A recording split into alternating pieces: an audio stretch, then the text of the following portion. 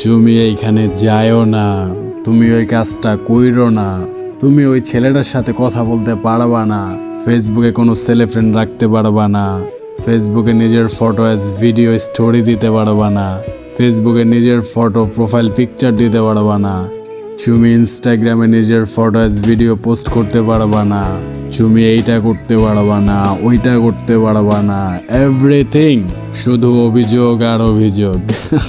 এই যে আপু, মানে আপনার মাইন্ড কি বলে? এটা কি ভালোবাসা, প্যারা, না শাসন? আপনি কিভাবে নেন?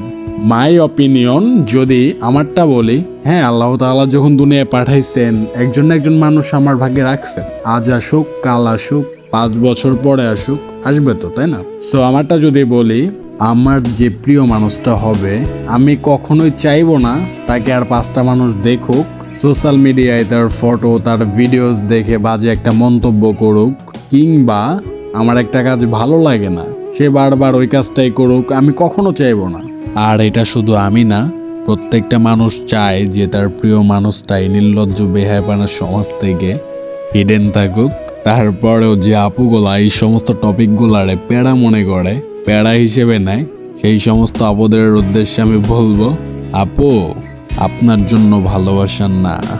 Because as a male I know একটা ছেলের মাইন্ড সেন্স, তার দৃষ্টিভঙ্গি কতটা খারাপ হইতে পারে আর কিরকম হইতে পারে, এটা আমাদের থেকে কে ভালো বলতে পারবে? একটা মেয়ে যতই ইন্টেলিজেন্ট হয়ে থাকুক, যতই ব্রিলিয়ান্ট হয়ে থাকুক, বাস্তবতা দুনিয়ার সম্পর্কে কখনোই একটা ছেলের থেকে বেশি জানবে না।